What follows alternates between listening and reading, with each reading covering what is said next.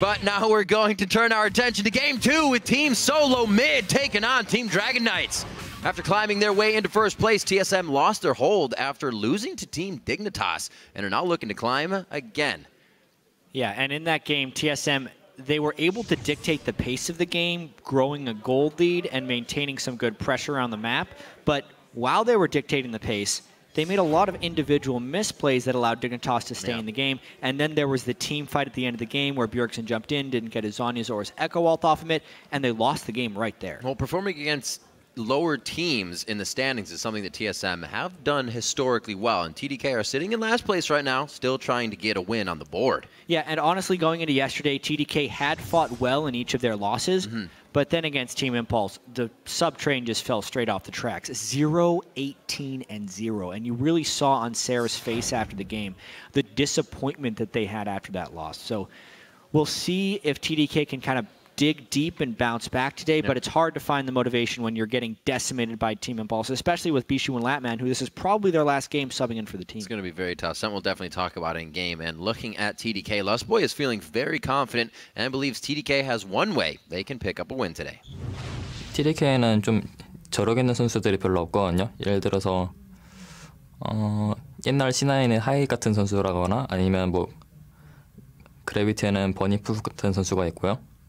아니면 리퀴에는 도미네이트나 엑스페셜 같은 선수들이 좀 경험도 많고 잘 흔들리지 않는 선수들이 TDK는 없어요. 그래서 TDK가 저희 상대로 이길 수 있는 가장 한 가지 조건은 아마 초반에 어떻게 스노우볼 잘 만들어서 그걸 굴리는 것밖에 없는 것 같아요. So at least you said at the end if they created an early play and snowball they can win. But basically, that felt like Lustboy was just listing all the players in the league that he thinks are good shot callers and then saying TDK does not have one. Yeah, it's going to be difficult. Also demoralizing if they lose this game with that mentality. Let's check out the starting lineups and see if that actually happens. On the blue side, it's going to be Team Solo Mid. In the top lane is Dyrus, Santorin in the jungle, Bjergsen in the mid lane, Wild Turtle at AD carry, and Lustboy at support. Lustboy laying down some talking in that feature. On the red side, it is Team Dragon Knights. Sarah from the top lane, Kez in the jungle, Bishu in mid lane, Latman AD carry, and of course Smoothie filling that support role. And it might just play out the way he says because of the mentality, the way TDK is feeling. We saw Seraph yesterday, and in the first time I saw it, I'm like, you know, he shouldn't kind of be that down on himself because it's the sub-team and they have time, but to think of what he went through, how hard he fought in the Challenger Series, to come back with this team only to start with having to have subs for the first 3 weeks it hurts. Yeah, it hurts so bad because he had such a bad time with COG in his first split there in the LCS, and this time it's going to be different. I got my own team, I'm doing my thing, but they've had this revolving door. They were not able to get their main roster in. Then they also get penalized for submitting a false roster, and they lose bans in all of their games. It's been a rough road for TDK to start the LCS, and after this game, that's a third of their regular season is gone with the sub squad. So they have a huge uphill battle, and they know that they have this. They're trying to make it less of an uphill battle, but in order to do that, they have to beat TSM. Well, we'll see if they kind of go for comfort picks once again. I believe that's kind of what everybody has as the great opinion is pick what you have been playing usually. Like we mentioned before, Team Dragon Knights, Bishu, Latman, and Smoothie did not expect to be playing against Bjergsen, Wild Turtle, and Lustboy and the rest of the team this week. So there's a bit of confusion right here. On the broadcast, it shows loss of ban, but in the champion select, they have actually banned 3 champions. So I'll get a clarification about whether they actually lost bans in both of their games this week, or if it was not this game and there was just a miscommunication with broadcast, because the bans that I am seeing are Alistair, Rise, and LeBlanc at the moment. It did pop up on the first pick champion select. It's first pick Kalista. We will update in just a second with TDK's bans.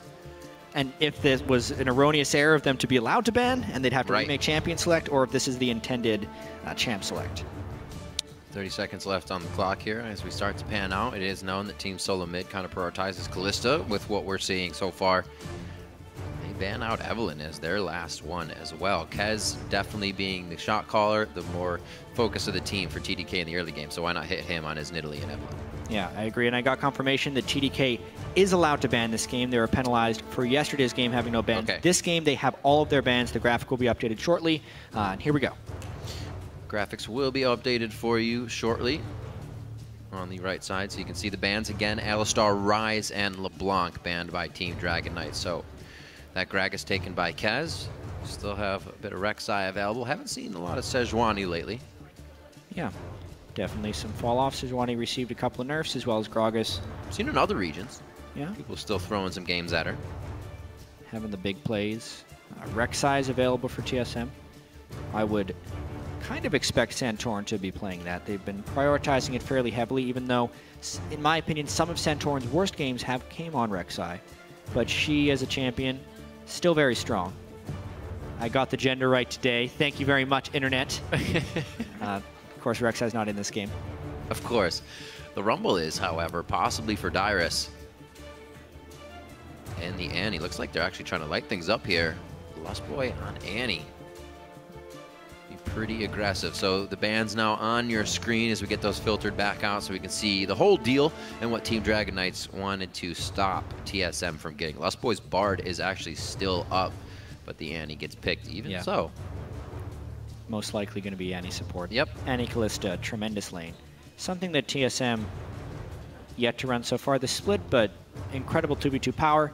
Maybe even forcing a lane swap away from Latman and Smoothie if they don't want to suffer the consequences of that lane. And I really wonder what TDK is going to be going here to try and pick up a win. It almost seems that the champions that Seraph has been playing, you know, Rumble, Vladimir, Aurelia, Rumble, and Mundo across his 5 games, I think he needs to pick something that he really has large game impact on. I would love to see him on Italy, but that's banned. Yeah. So at this point, maybe a hacker. Do something a little bit crazy. Malphite and Vladimir being locked in means we're seeing at least something cool. They can flex that either side. Keen's already played Malphite in the mid lane, so that could be his. Like you said, the flex could happen. Rek'Sai being locked in, or hovered actually, with the Azir as well. Team solo mid. Like this Callista pick first for them, obviously being a priority pick, but you kind of look at what lane, you know, needs to start picking up. Wild Turtle and Lustboy, definitely with that Callista, could start making some numbers happen for the team early game. Yeah. Wild Turtle's actually having a very solid Callista game against Team Dignitas, until, of course, he was caught out of position by the entire Team Dignitas team, which ended up in TSM's defeat. Well, that's kind of why they're the ones that need to step up. And the Echo gets locked in. Again? Very nice. All right. I like it. Let's see what Bjerg's going to do on this one. Remember, he did go 7-1-6 in their loss, which hopefully you can get a win out of that next time, because that's like an top farm in the game. Loss. He was 7-0 going into the last fight. He was 6 full items. He had 750 ability power. He was having a very, very strong Echo game. But it only counts if you win. Yeah. So almost only counts in horseshoes and hand. I mean, just think about the amount of points you get in Champion Mastery. If you lose, you barely get any. The win's all that matters. Just get small bonuses for the grade. The crowd wants Bard. Dragon Knights. Looks like they're going to go for Nautilus on this one. Last few chats with Smoothie. Gosh, these names. On the end there at the support. And they will be ready to go. TDK, for them to get a win here would be absolutely amazing. 1, for the mentality. 2, just cause. To have a sub lineup come through with a win is definitely one you want to be able to grab. It could be 0-6 after this, and that's going to make the second half of the split. Not even half yet. The second part of the split. Very, very hard. Yeah, now, what is support Malphite, I think, is what we have here. Maybe? See, this is what a sub-team should do. Honestly, they should be messing with people. They have like 4 flex picks right now that can fly into different lanes. We have seen all of these things in time within the LCS. Like, we've seen support. So support Malphite was a thing for Green Tea, who used to play for the LMS region. Yep. And we saw him on AHQ last year at Worlds. He'd played a lot of support Malphite. It is true. In that league. They also... It's had some sparing play in the LCK and the LPL, but it is incredibly rare. And I'm pretty sure this is the first Malphite in the history of the LCS on support. They have one hell of an initiation. Please correct me if I'm wrong for saying that. Do it. The game's about to go live, so tweet either hashtag TSM win or hashtag TDK win to @LOL Esports. As always, we will update those as we go through the game, and this is Bishu get some kills game right here. Everything basically sets him up for kills besides Vladimir and Corki. This is going to be one volatile game. I love this TDK champ select. They threw Gragas in the jungle, which is normal. Vladimir in the top lane, but then the Yasuo Malphite thing at the end is just so awesome. Malphite Yasuo, by the way, is so fun to play. Yep. Saw a nice EU combo. And now they get the Malphite as a support. He's not that bad of a support. We don't see him that often, but he can trade fairly well because he just charges up his passive shield. See, one time I was in a game as Malphite, you see how he has that little gray bar? I'll get into that later. Indeed. We got a quick note from Dyrus to listen in, as Dyrus has actually had a lot of respect for Seraph and his journey back into the LCS, as we were talking before. He was put into a really rough position with CLG, and he still worked at it, and he clawed his way back into the LCS through his own skills and own talents, along with the team he's brought with him.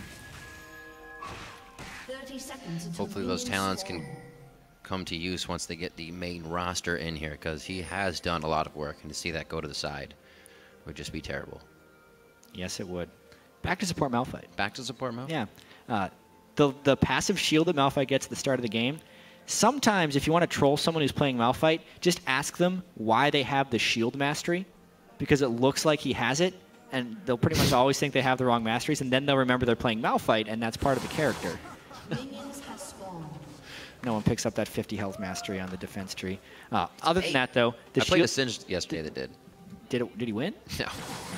That's too bad. Never wins. I've thought about using it for like some cheese jungle clears and stuff, but it's never worth it. Okay, I like him as a support. Good at taking Gromp early on in the game. If you're in a heavy physical damage lane, it's good. Against Annie, I don't necessarily think it's that great. But it's mainly just his ability to trade back and forth because of the passive shield. See how much they can get down there. Stealing the movement speed of Callista doesn't really do too much. So yeah. I don't know how much that's going to help in their engages in the bot lane. She's just still going to hop Stealing right the move speed of a Callista does not stop the distance of the hop, as I have been reminded by Zyrene so many times. Yeah. Loves talking about that. It's based on the boot rank. Yeah. For how far you hop back. Right. See what this early game Smoothie can do. Not too smoothie on that one, that's for sure. They got out level 2'd right there, and he took a whole bunch of damage. Rock or not, he went down pretty fast. Kez just walked over that ward above him, so Bjergsen can actually play this one nicely and kind of bait him out for a little bit longer. It looks like he's going to do so. And saying, yeah, completely, you have me tricked. Just waste a little time. Kez, however, goes back nice and early. Oh, this is great. So there was an amazing Yasuo versus Echo game in the LPL. It was IG versus LGD. So we got to see God V's Yasuo versus Rookie's Echo. And Kobe was like, man, what are the odds we see this in North America? None of these North American mid laners would be willing to pull out these champions. I'm like, I think we'll see it sometime. Yeah. He's going to probably say that the story went somewhat differently. But Kobe, it's happening right now. We got Yasuo versus Echo. This is such an exciting lane to watch. All the dashing around, the dodging of the skill shots, especially when you have Echo's Time Winder with the tornado that Yasuo throws out. Being able to dodge in between those spells was just so entertaining. Both Bjergsen and Bishu have had their time on Yasuo in their highlight videos, as we see Kez getting his belly into places it shouldn't be, which is Santorin's jungle. He's not too happy about that, and he gets pushed out. Santorin still has a bit of a CS lead, even though that pressure was there. Yes, sir. Dyrus just hitting ass, burning down the minions right in front of the turret. Actually pretty hard for Seraph to get that early CS without having the cooldowns on Vlad. Yeah, Vlad needs a few levels before he can start picking up. I like how both those guys started boots, because they know how critical move speed is in that matchup between Vladimir and Rumble. That shard damage coming through for Smoothie. They have the Ignite, though. Maybe they can go hard once the fight hits. If you get popped up and Lustboy can't get that exhaust down, Latman might be able to poke from the outside. All easier said than done. And got a little ways before they're going to get those ultimate fights on. Easy clears here for Bjergsen in the mid lane with Time Winder, leaving Bishu to his turret, and not too bad in CS on either side there. Bjergsen actually missing a few in his haste to clear and get back, but he's not going to have too much trouble. Double ring? Yeah. A little bit of extra mana regen. Although we've seen a lot of Echoes go double Thorns into Morellonomicon, and it seems like they have an abundance of mana, especially with a Crystalline Flask. So I feel like that was just Bjergsen saw the window with the wave pushed up that he was going to end up going back to base, getting a little bit more immediate power, because there's going to be some frequent fights in this lane, maybe even a level 6, so he wants to make sure he has as much power as possible for those fights. You can see Bishu's actually echoing that, also going double Thorns. Both these guys have the no pun intended idea to fight. No pressure on the Lapman there. They were just playing the minion wave, playing it safe. Actually hits that without too much vision. And it looks like Lustboy is definitely ready to get an attack on here. Slowly backing, or slowly moving back and forth, I should say, but not really giving away that they want to get that engage on. Just a few light pings out. Santorin clearing the pink. I don't think Kez is going to be able to do too much off this. So Santorin's Rek'Sai early game, haven't seen too much of it just yet. He was able to pretty much stop Kez on getting in early. Yeah, Kez had that nice invade. Yeah. But wasn't able to draw any blood. Yeah, a nice ward there by Santorin at the Raptors of Kez. Keep vision on the guy that's calling shots as well as making some of the plays in the early game.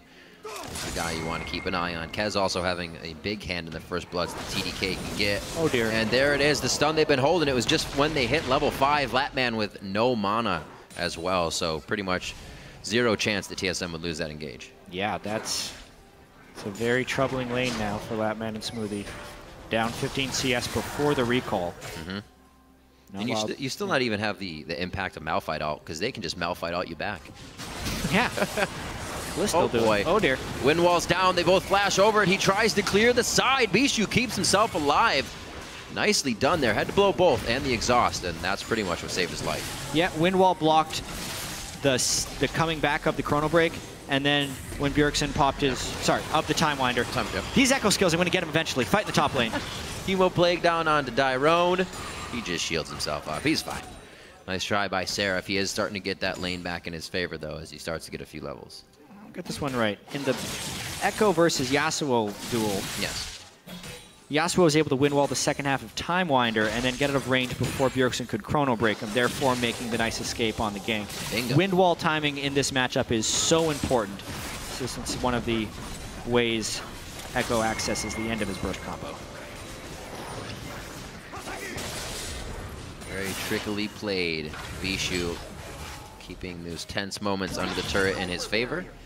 Maybe they might be back, though, to rinse and repeat. That was the second time quickly we had seen Santorin mid to shut down Bishu. And that time they were actually able to get a few summoners.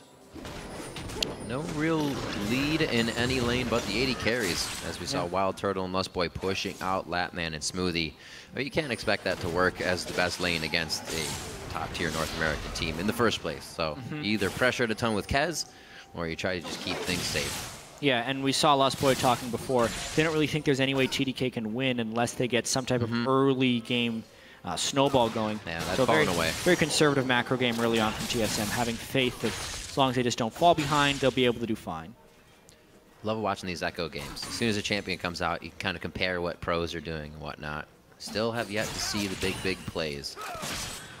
But you definitely see a lot of Echoes farming with that phase dive for the last bit of CS. Not too much mana cost, it's super easy to use. Pawn had a really interesting Echo over in the LPL.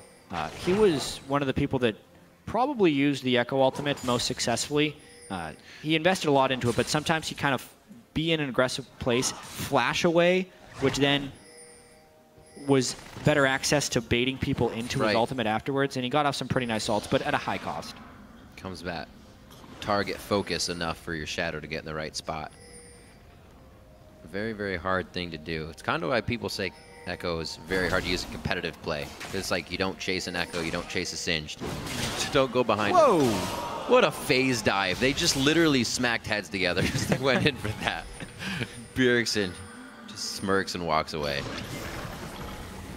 Still pressure from Team Solo mid. They're not even really getting any aggression out of TDK here. TDK is collapsing, but it's just to push TSM out. They've been able to get all the wards they want and all the information out of that small invade here, and they're not really giving up just yet. Again, Lustboy and Santorin making their way in. trying to persistently invade this blue buff. It's like, would you like to help Latman or get your blue buff? How about no? Oh, he's going to cook him down. Chemo Plague's on. It's the last bit of damage. They both flash it. Wow, Seraph gets a 1v1 on Dyrus.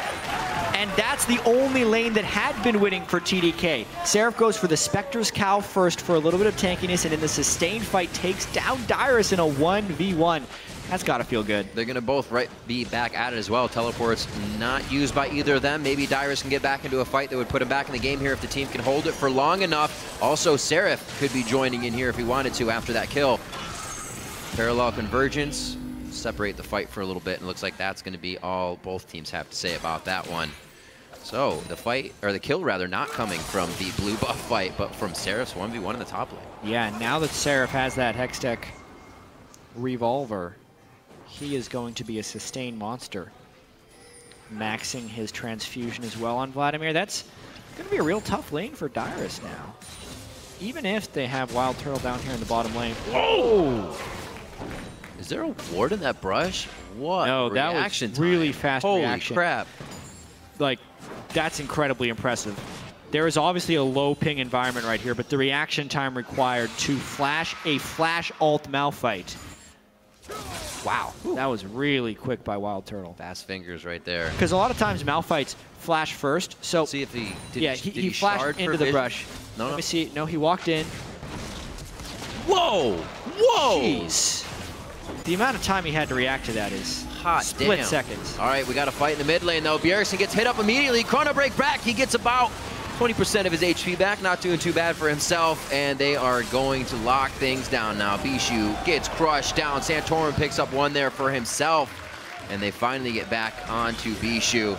Very nicely done by Team Solo Mid to even up the gaming kills. Yep, Bjergsen able to ult away a lot of that damage from Yasuo, leaving Bishu with very little to run away with. Collapse comes a little bit sooner from TSM as well, which ultimately grants the kill. So just well played overall by TSM, being in position first.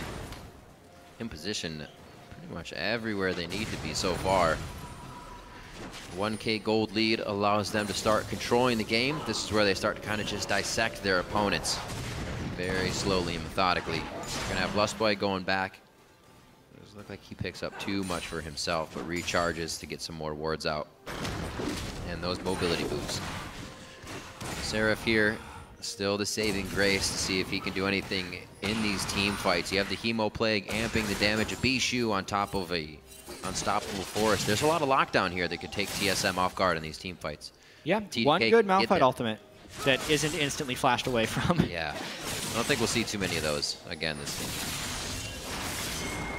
Sweeping Blade, Bishu just getting his flow up and safely in lane. We got the rotation now for Team Solo Mid down to the bottom side of the map. The majority means a little bit of dragon time.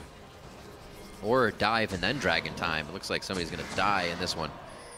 Uh-oh. Yeah. Five-man dive to only 2 people. Dyrus TP already, so Dragon has to come with this, whether they get the kills or not. And it doesn't look like Smoothie's gonna make it out alive. Latman tries the flash and Valkyrie to one side. Turrets onto Santorin, no trouble there. And Team Solo Mid, like I said, it's gonna be methodical as they start to press their lead. Get a 5-man dive on the bot lane. Should be coming up with Dragon after this. Or not, they're backing. There's something too many TSM's members. been able to do in a couple of games. They did it against CLG as well, just a 5-man party in the bottom lane. It's very rare that a team can do this and not get punished heavily by other lanes, but as right now, they had the mid lane shoved up, top lane had a decent window. Flat. Seraph's still going to get a fair bit of stuff, though. Kez taking the blue buff. Every time you do a 5-man dive, there is a cost, so it's on a TSM to make those 2 kills worth it. So they have eyes on Kez. This might push out Seraph a little bit here. Interesting, TSM just wanting the dive, getting the kills for themselves. Santorin says no, actually pulls off the engage in the top lane here. TDK do a nice job at kind of staving off more damage than it could have been. They don't even lose the bottom turret on that. Just a lane that's already been getting hurt. 97 to 121 in that CS between Latman and Wild Turtle. Almost said Santorin as he dove out of the way there. Whoa, Bjergsen. Give me that shield. Getting his aggression on for sure. So he did go the Morello Namicon as well. It feels good. You just need that cooldown. Yeah. TDK needing probably needing to make a bit of a move, but honestly, this early game's been very slow. Very, very slow. It seems like TSM is playing very safe against this unconventional team composition from TDK, but that puts them at risk, honestly. TSM made a 40-minute mistake in a team fight against Team Dignitas. Would not want to make one here. Oh. Look at that. I like what Bjergsen did there, but he actually put himself closer to Kez on accident. He gets the hit over onto Bishu. Bjergsen gets out alive with the skin of his teeth on that. Wow. Really impressive play right there by Bjergsen.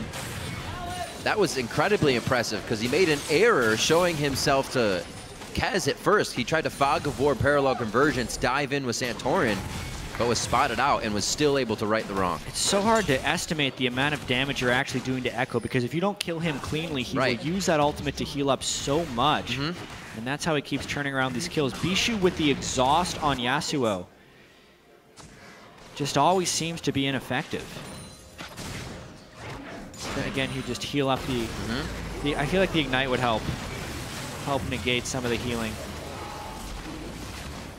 TSM now gets enough power to go for Dragon. Easy peasy for them. The Bloodthirster for Wild Turtle as well, as their core items are already starting to be finished. The only one we're really looking at was Bishu's Static Shiv recently, and that Woda keeping Seraph nice and healthy in the top lane here.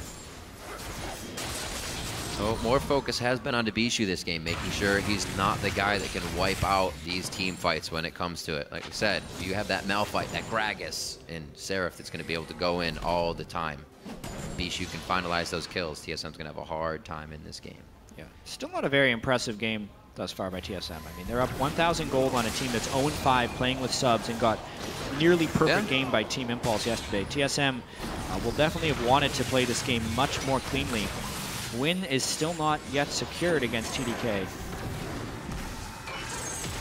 They're doing their best, though, to do some rotational play that TDK has been weak at keeping up with throughout their stay in the LCS. So just try and get this turret advantage. Yeah. Seraph, the time has come, says TSM. They will soon be in your lane to take your turret. He will not have all the farm in the world to himself anymore. Oh, parallel convergence over on a Smoothie. He may be a Malphite, but he is a support Malphite. Time Winder on the way back does the majority of damage. Now Santorin gets the majority of Bishu's ult with the Kag on the other side. And Bjergsen getting out full HP. They're kind of just looking right now at a Smoothie with low HP.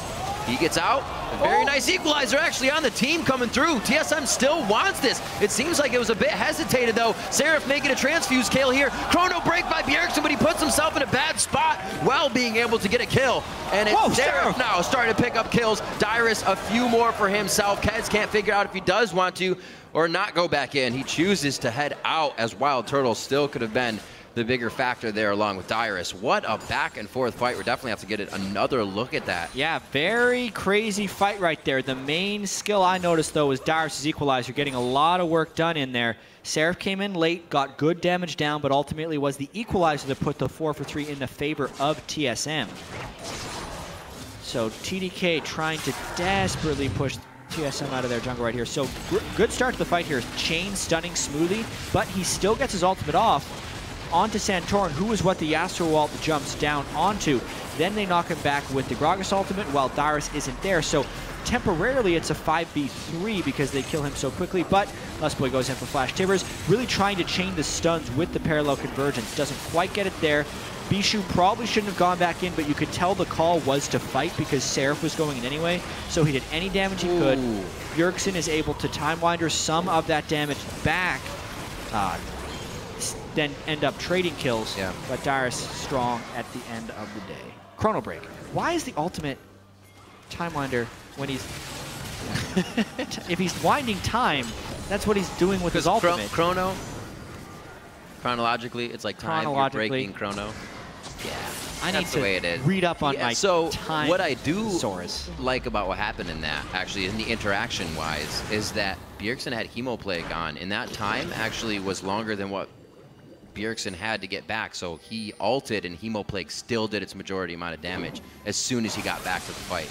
So he took a huge burst and went down instantly.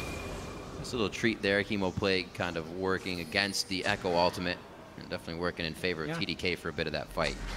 It's 32 4,000 gold to 28 now. TDK staying within range to really make this a very good game against Team Solo Mid.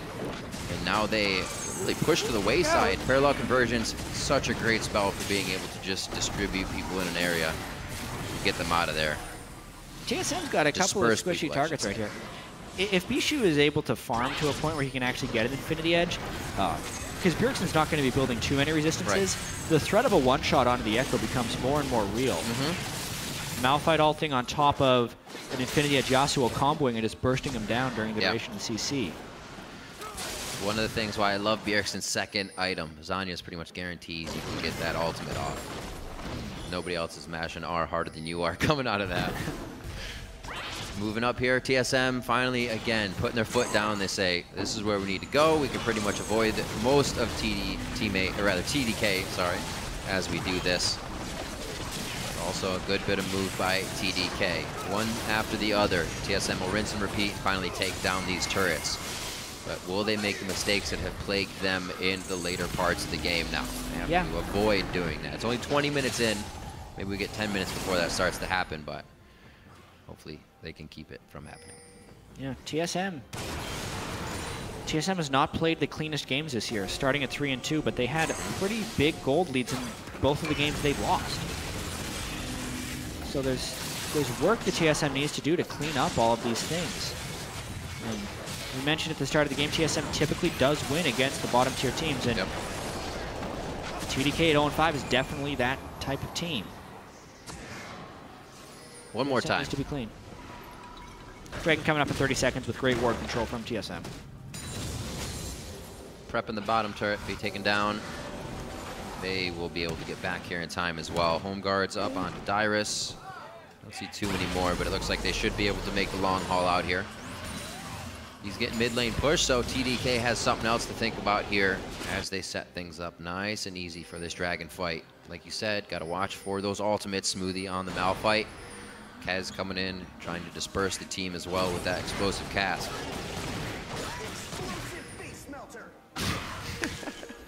Melting Seraph's face, Dyrus says.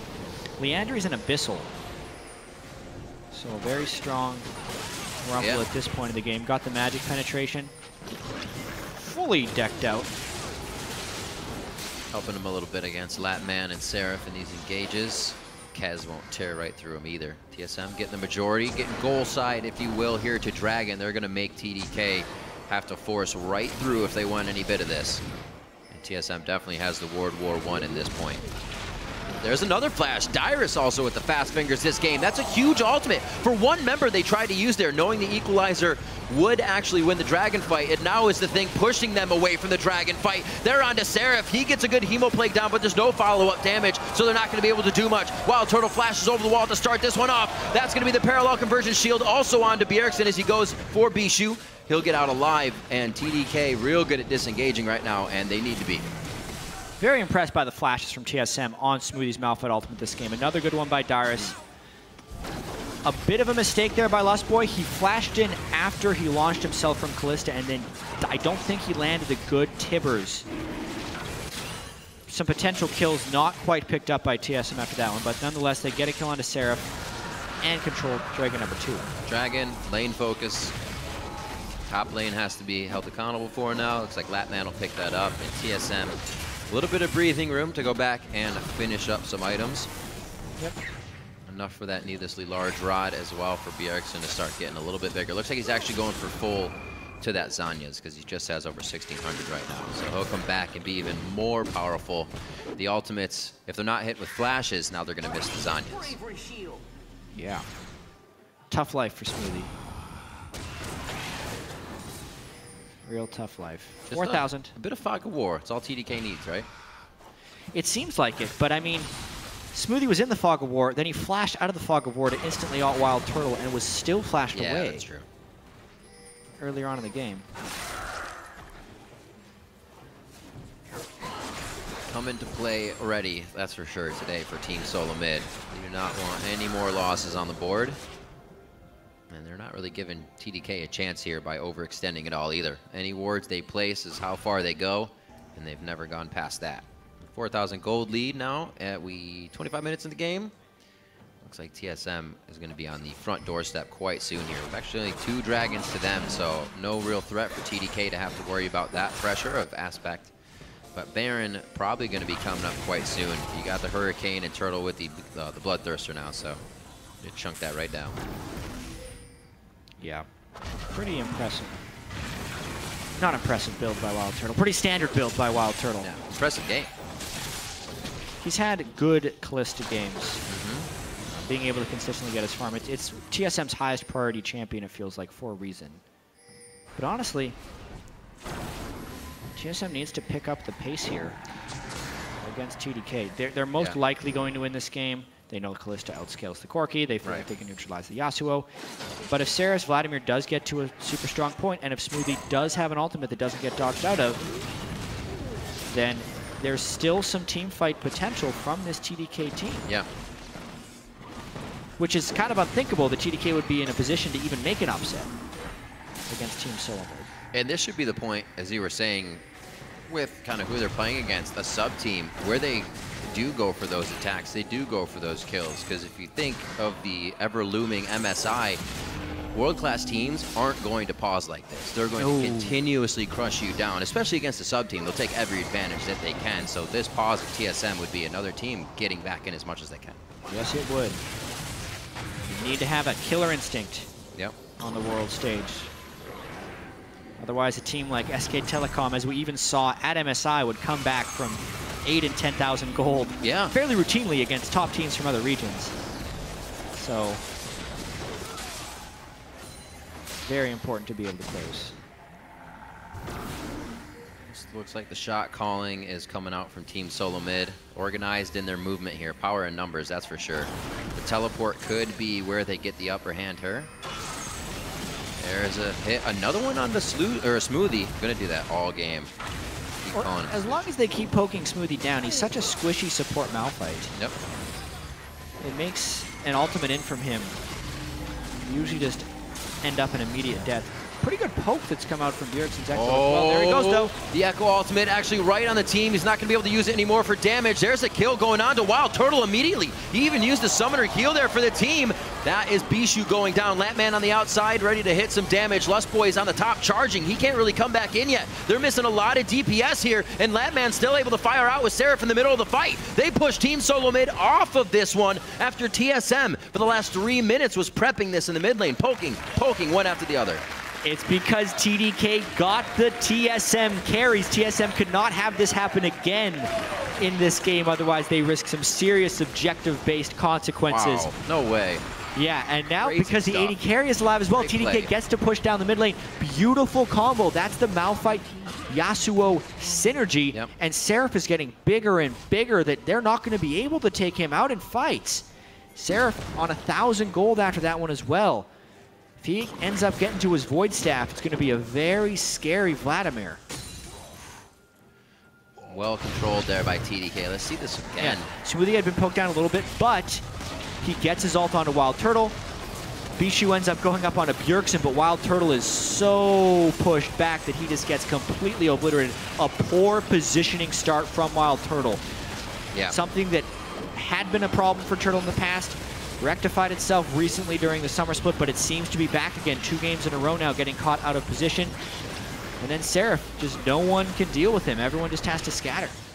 I mean, it looked good, right? He was with his team, but then you're thinking, wait, I'm around Bjergsen. I'm around Santorin. Guys that can get away much faster and have already done so this game. AD carries need to be with their team, but also separate from their team, because they need to keep the proper spacing from the threats. It is very difficult to space against a Malphite, but he has to do better than that. He's got to have a Santorin. Uh-oh. There's that killer instinct, chat, right onto Latman, but do they go too far? Kez gets locked up as well. Whoa, Bjergsen goes so far in. The next phase dive flash, actually, to get the kill. Is it worth, however? Kez now on the chase. It's Lustboy and Wild Turtle. They split a bit, but the team is deciding that they can turn around and fight this one. TSM, a little too much killer instinct. Yeah, Bjergsen trying real hard there to carry, but he guns way overextending and trading back a kill. in a fight where he should have been the one to have a catch. Trading a kill like that is a big no-no. Right. How much better is it that Latman's low health and he has to go back and base? That's exactly. your turret without now it's a Corki down versus an Echo down, and maybe they're at risk if that brush got blind, ulted. Ooh, Kez face checks. Oh, the outer layer of fat almost keeps him alive, but they crisp it up. Wild Turtle comes up with that kill along with Dyrus helping him out. He gets the full hit from Bishu on that last breath. One last hit, and he's gonna sweeping blade right through to safety as well. TSM loses 2 more to Kez now, just going down for TDK. Some murmurs of TDK chants coming out of the crowd. This could be a huge upset and TDK's first win in the LCS if they continue winning team fights like this. That was a classic question of which team is at a bigger disadvantage, a team without their mid laner or a team without their AD carry. Big thing is TSM shot caller mid laner Bjergsen is the one gone, whereas Latman, the sub AD carry, is the one missing. TDK had the better synergy in that team fight despite getting jumped on first. They kill Wild Turtle right away. They pick up the Dragon, which gives them good combat stats this late in the game, and they're in position to make a comeback. They don't have too many tanks either to start approaching this late game. Rek'Sai's building pretty big. Santorin's going to get there, but everything that TSM's doing now, earlier, those guys would have been dead. Kaz would have fallen down there. They would have had the fight. But they're just off a few hundred HP each time now. These tanks are getting bigger. TSM's not able to get the kills they want, and it's really throwing them off the fights from what it looks like. 30 minutes in, we'll see if they can kind of fix that mentality and not want to go for that last 100 bit of health that's really putting them in a bad position throughout the entire fight. 3K gold, TSM still creeping forward in that lead, but TDK is not letting it get much bigger.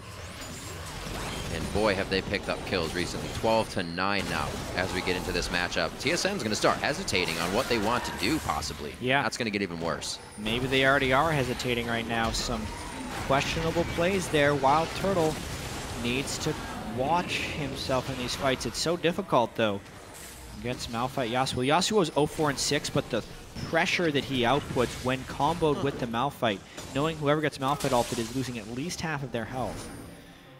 Some pretty big items getting built up, though. Bjergsen getting his Lich Bane done. Oh, he's in a bad spot! Oh, he's in a very bad spot! You can't echo out of that if you don't hit the ground. See, TSM's out of sync completely right there. Bjergsen had no reason to be there. They had no ward coverage. The team wasn't near, and TDK is preying on that out of syncness. And now there's just no vision control. TDK is sweeping. They are going to pressure this Baron, maybe try and find a fight. The Sentinel spot him out, though. This could be a moment for TDK to take control. I like the way they're synergizing items as well, complement each other, allowing that Frozen Heart onto Smoothie's Malphite. Tons of AP for Seraph in the top lane. He almost has a Zhonya's himself, and these guys are starting to tear through the HP bars of Team Solo Mid. A lot of respect being given now in these fights. Obviously, Bjergsen's not here, but they're just trying to make sure that TDK isn't grabbing a free-to-go Baron right now. Yeah. TDK still down 3,000 gold. It doesn't look like it. Not with the way they're playing. Man. Seraph going to clear that big wave in the bottom lane. What a game this is turning out to be. Completely unexpected to have such a close game 33 minutes in here. Seraph would have to teleport in afterwards. Missed initiation. It hit. The channel got off. Latman actually took the initial damage from that. Bjergsen goes hard. Lich Bane's able to crush down onto Latman there. This is the out. Now they don't engage on the fight. They take the advantage. They keep rolling with it. Double kill going over onto Seraph. Very nicely done as he teleported in for the fight, and it is going to be big now for TSM. That was the mistake they needed TDK to make. Looked like Lustboy actually got the stun when he went in there, right, even though it was flashed away afterwards. So they were temporarily disabled for the Rek'Sai to come in, and that led to a big play from Bjergsen, who's now trying to make an even bigger one. Whoa, dog, you're not that powerful. Zhonya's goes off. Can they get over the wall? Here comes the equalizer. They lay out the red carpet for Kaz, and Bishu's going to be in the fight as well. The Zhonya's goes down. So does Bishu. That's the ace as Latman comes back up just now. Clever play there by Bjergsen. He Zhonya's, and then as he's coming out of the Zhonya's, his clone is right next to him, so he actually gets the full damage from his ultimate. Ace plus Baron, TSM back in control. Back in control. Breathe a sigh of relief here as they make their way in. Still probably unhappy with the middle part of that game. Somewhere they continuously fall behind a little bit. This time they have been able to find their way back in. The choose your own adventure is in their favor, and Lustboy hits that ultimate. It was actually quite close to missing as well. We've seen quite a few of those, but they get one that they wanted. Let's see one more time. This is the Baron, actually. Yeah, this is after the catch from Lust Boy and Santorin. So he catches them in the stun, waits a second for the stun, then zonies, and watch that little guy in the shadows. Boom, props right on top of the equalizer as well to just blow two people up. A 1.3 AP ratio on his chrono break. Able to access the full damage. It's going to sting. It's going to sting a lot. Also being very big on assassinating people. Bishu now has 2 Zanyas to look at. He's probably not happy. Parallel convergence far ahead, a very long cast range. And you can see how Bjergsen's actually trying to play that into his favor for getting the gigantic shield that you get. The item differential on the 80 carries is pretty massive as well. Latman with the Infinity Edge build after Triforce, so the 2 most expensive 80 carry items right there. Wild Turtle has 4 completed items, albeit some cheaper ones. But when you multiply those stats together, Wild Turtle's dealing almost double the damage Latman is with those 4 items. It's one of the other, right? Latman's trying to get the nice car, have a small house, big house, not a small car. It's one or the other. But if you just don't have as much money overall, yeah, you're never going to be happy. Probably going to be behind. That guy always losing the Christmas light war. 30 seconds on the Dragon here. This game now going to 36 minutes with Team Solo Mid having quite a demanding lead in the beginning. Still faltering in their ways of figuring out what they want to do in that mid to late game. Yeah, the main difference is TSM, when the fights they've won, they're the ones making the initiation, rather than having Smoothie ult in on them. So the fight where Lustboy and Santorin made the initiation, huge victory for them. It's what's given them control of the game, but when they've struggled, it's been Wild Turtle or Bjergsen walking in a strange place for some farm and getting caught up. I think the jungle fights nicely favor both teams. You get a few Vlad ults with a nice Yasuo ult, but then you don't want to be in the Rumble Annie. It's going to be a different fight without vision here, and TSM is starting to cut that vision down quite a bit in the jungle of TDK. Almost impossible for them to even contest their resources now as they lose blue after blue and red after red. Looks like the split push as well is going to start bringing all the lanes up to the base of TDK here, so pressure is going to start spreading them thin. See how they react to this. Yeah, been able to grow the gold lead to 10,000. That went quick, actually. Yeah, it was pretty much all from the Ace plus Baron. Yeah. Because at the time of the Ace, there was actually some bounties that are built up on TDK since TDK was in the midst of a comeback. Good point. Making the swing back even more pronounced. Lust Boy, Lonely Wanderer. What's he doing? Just says hi to the Scuttle Crab, I guess. Just makes his way out. How are you? 17 to 11 here as we enter 38 minutes, coming up on 40. TSM slowly working their way back to the side of TDK's map here. Interesting how Lust Boy's actually built a Banshee's film.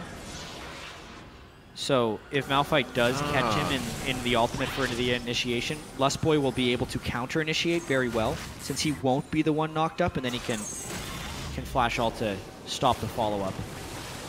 It's pretty clever. Good item build by Lust Boy. Also has Fate's Call to get him out of sticky situations, so it's like everybody has a Zanya's here. Yeah, it's pretty much the only way. Yeah, it's pretty much the only way Lust Boy can counter the initiation as well, because a Mikhail's would not stop the knockup chain. No, it wouldn't. The only way he stops it is if he avoids the knockup himself and then stuns the people who would follow up. I want to see him drink that iron elixir. How big does Annie get? Not very big. I don't think Annie gets very big. Are you going to be like body blocking Corky Rocket? Yeah. Annie becomes normal sized. What is this? So we'll get Annie the later years in a few minutes when he gets the iron pot on.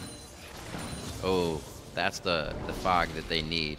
And look at, you said the teams have to stay together, but the AD carry has to stay different, chat, and that's what Wild Turtle's doing. Off to the side. If anything went crazy, he would not be in the Malphite ulti. Parallel conversions for a little bit of vision, and they're not going to be able to get anything out of it. TDK is like, we know what you're doing. We're not falling for that. Walking into a dark jungle right now would be the game. Absolutely it will be. Looks like this push might be able to do a little bit. It's not a whole heck of a lot of wave clear without them having to get into range. And you can already see that Smoothie wants that engage on the team. As soon as they see him, they hightail it out of there. I heard the sound. Lust Boy drank the iron elixir. Look at that giant Annie. It's like almost the size of Rumble. It's like a bobblehead Annie now. Kind of, yeah. All right. He's like the size. Oh, she is the size of Callista. Main thing is now when he flashes in, he puts the Path of Iron behind him and people can follow in. There you go. He has those distortion boots to make sure his flash is up and ready, which it is. And they are getting pushed off of this quite hard. Well, it might be hard for TDK to clear this. They can just cycle each other in and out well enough to not lose that much HP. So a failed attempt by Team Solo Mid. They tried to not go too hard under the turret. Yeah. Don't want to do that. They're half-hearted engages. But now they're a little bit spread out. They see Echo in the top lane and TDK. Righteous glory. Nope. Nice talisman there by Lustboy. He wants back in. TSM's basically waiting for the next Baron, or hoping that TDK makes a mistake in the meanwhile. But they've had TDK in their base for so long. This is the way you get the very best vision control over Baron, is not necessarily by sweeping it out, but by making sure no one leaves the enemy base for 5 minutes. So nothing but a pink ward would be able to withstand that long of a wait, and you're going to see a pink ward walk through your own jungle. So once the Baron respawns, TSM can breadcrumb ward from TDK's base to the Baron, and also know that there's no vision of them at the Baron pit. Right here already, there's 2 trailing behind them to keep safe. Bishu will not have that third Steel Tempest coming in to get initiation off for himself. Charge that up hopefully on these minions. Back and forth here, this yo-yo game between the Baron pit and TDK's base. TSM trying to catch TDK in their perfect engage. Bjergsen always up front, trying to put that shadow in the right spot as well as maybe get an engage. Right now he's playing a good amount of distraction game. Chrono Break isn't anything he wants to hit just yet. Baron is peeled off by Team Solo Mid. Lustboy just out of range to start taking down Kaz, and I don't think they wanted to start on the big man. Yeah, afraid to go for the all-in trade there. Quite low there, Bjergsen, on your mana. Bjergsen, half mana, 3/4 health. Santorin, let's say 4/6 health right now. Yeah. And there's a fight. They got Wild Turtle. Oh my God. Bishu actually gets that as well. He gets right into the middle. Goes back in onto Wild Turtle. Crushes him down. We're now watching Seraph take down Wild Turtle as well. These guys are just making it happen. Bishu looks for Bjergsen. He gets him. Santorin now is doing what he can as they claw through. And even though TDK was on the outside of the fight looking in, it's TSM that comes up with a win there. It looked like Bjergsen pulled off some pretty sick moves in order to win that fight. Wild Turtle got focused down really heavily, but it looked like Echo did the majority of people's damage in that fight. So TDK, they tried to find that fight. They withstood 42+ minutes of TSM, and now they lose their inhibitor. The same thing I think that confused me there was I thought Bishu took down Wild Turtle, but it was Seraph. They had too much focus on a guy that was already going to die. Well, it's tricky with Blade of the Ruin King and Bloodthirster. It's not an easy task to take down a Callisto. You have to make sure to get all the health down at once. So watch this. They burn the Wind Wall a little bit early too, so Wind Wall doesn't block anything. And then it's Lustboy with the Tibbers right on top of the initiation to try and save people. But main thing is Bjergsen diving all the way in to finish off the AD carry, and then he ultimates back in for damage onto Seraph and Kez, which was critical in this fight. Yes, they take him down afterwards, but by that point, since he had taken down the main carries, damage-wise, the damage was done. But they just get an inhibitor off of it. Still a lot of work to do. But it shouldn't. It seems like they should be in the base now. We're getting pretty full items in this game. I mean, Thornmail now onto Santorin. Yeah. I mean, That's for TSM, pretty much for Bishu. For TSM, this is a hugely disappointing game. Like, this is a team that has world aspirations.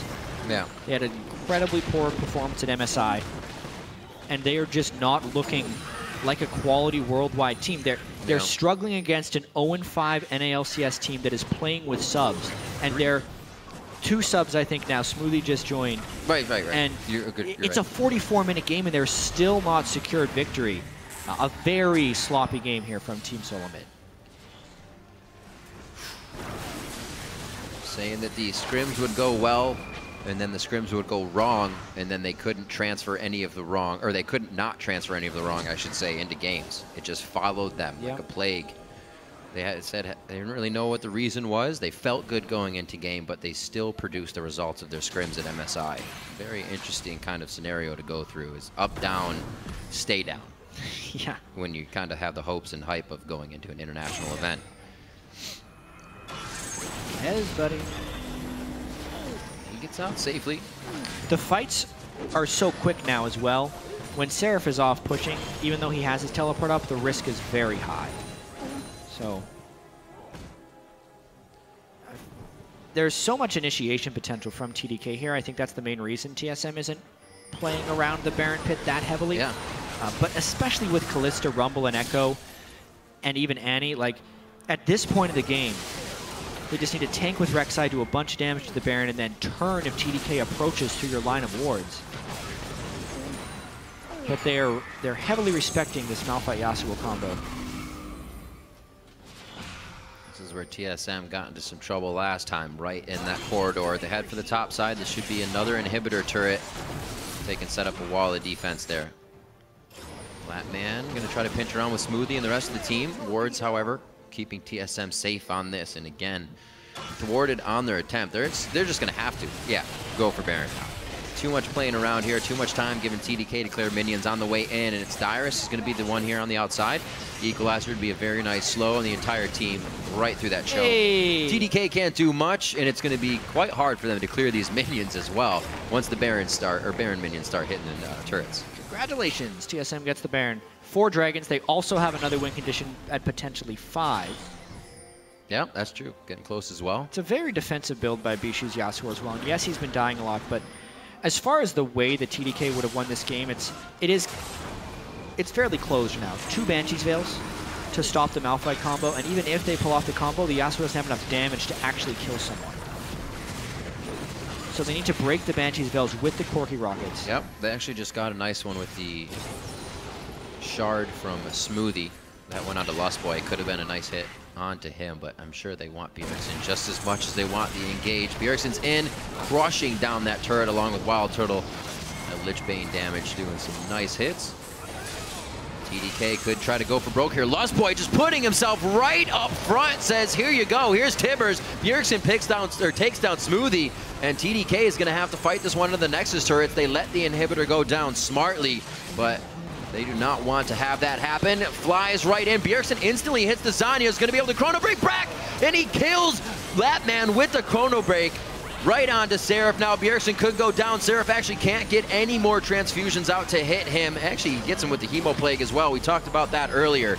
And Seraph finally hits the deck. They're going to start hitting the Nexus turrets on the side of Team Solomid. TDK's base now in shambles.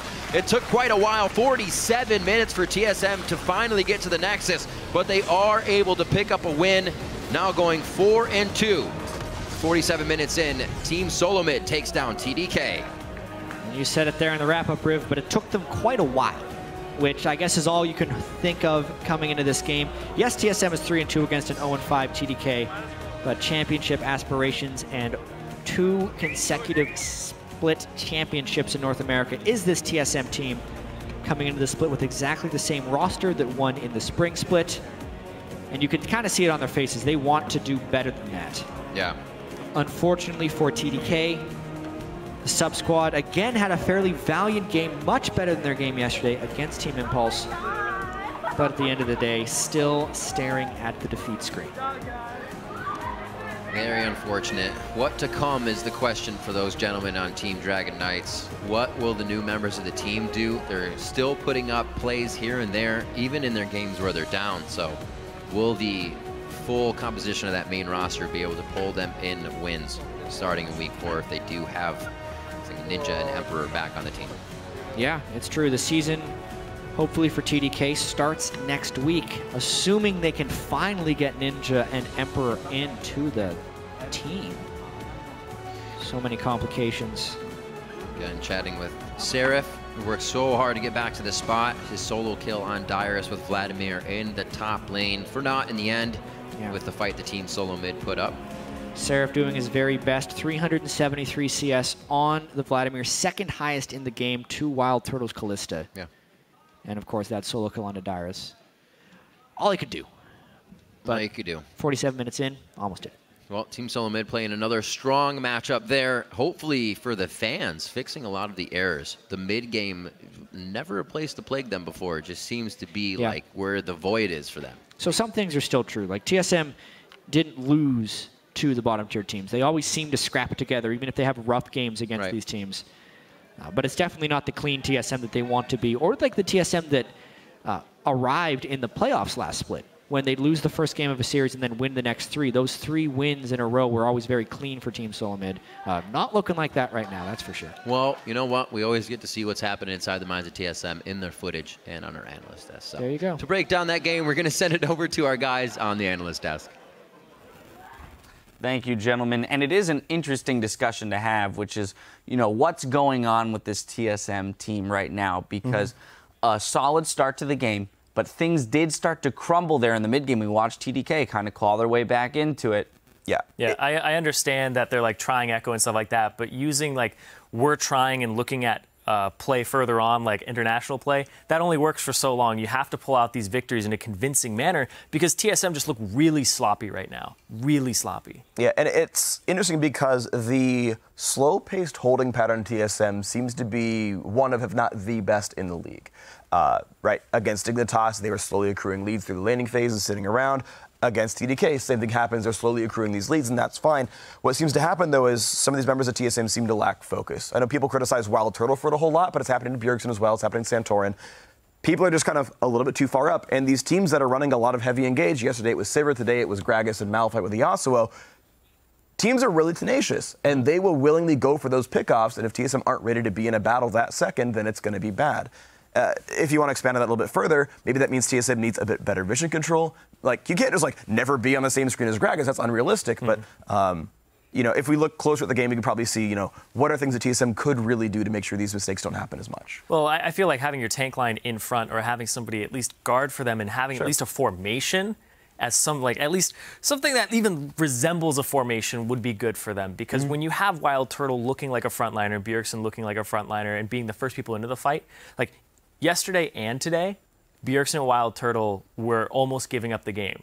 Because you saw, yesterday, Bjergsen running in after Wild Turtle gets caught. Wild Turtle, this game, getting caught, Bjergsen following in afterwards. He got a great 4-man ulti, but the fact that these are happening and it's not just a one-time mistake is very worrisome. Because it's also a mistake they made versus Cloud9, first game of the season, where they're being overly aggressive, because teamfight used to be their forte, right? Yeah, sure. Now, it's all fallen to the wayside because of positional errors before the team fight. Yeah, that's true. I mean, and TSM for the most part are still team fighting rather well. Right? These guys are 4-2. They're in second-ish place, right? They're in that second sort of tier of ties.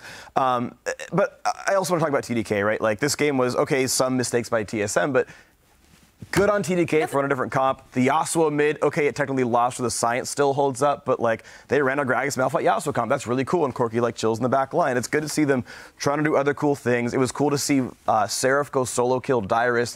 He's obviously an LCS class top laner, being allowed to play his own style of champions, and it's working. You even heard Dyrus talk about Seraph at the beginning of the game, saying that this guy made it back into the LCS on his own talent and ability. He does deserve to compete with the best. I do want to continue to hit on your point about TDK bringing out this composition, because it's an interesting point of attack against this TSM team that is developing a pattern of losing focus, of leaving themselves open to catch. So as we watch teams pick up Sivir against them, which was banned out this time around, the Malphite, these solid engaged teams, it's a weakness that I think TSM really needs to shore up. Yeah, and I really like the Sivir ban here because it's sorry, Sivir was banned this game? I'm going to look. Hold on. Never mind. I take that back. You're feeding me false information. I am feeding you false info. It just wasn't picked. I'm like, that sounds like a great idea. They should ban Sivir. They should have done that. Nobody picked Sivir, so that's completely aside. But yeah, the fact that they have this weakness now that they're trying to work on, I don't know if it's going to get better by trying to cover it up with bans, if they were throwing bans like that out, but being able to at least dive into it a couple times and fail is a good way to kind of shore that up, because now they're going to have a bunch of replays to look at and now a lot of experience with it. We'll see what TSM can do to shore up those weaknesses. Before we head to break, we do want to make a quick clarification on the Azir and Varus interaction that happened in Game 1. So, Zyrene, I know you have some insight into that. Yeah, so the way that the physics work in League of Legends is Alistar Headbutt is possible because it's a knockback into a knock-up. So the momentum of the knockback is stopped by the knock-up. What happened was Bishu on Azir dives in, not Bishu, sorry, Slushy. Yeah, Slushy on Azir dives in. His E, the knockup, actually doesn't make contact before his Emperor's Divide does. So Emperor's Divide hits, and then that knockback is canceled by the knock-up of the E. So Bishu He's honestly too good. Sorry, Slushy was honestly too good, and he was able to pull it off too quickly. So too good for League of Legends. Yeah, he's too good. I don't even remember his name half the time. I'm sorry, Slushy. Well, if that's the way the interaction plays out, at least I want to know that I'm too good for the physics of the game, I guess. Well, coming up, we've got our game of the week with Team Impulse and Team Liquid loading onto the stage for that one soon enough. Stay with us. The action continues after this.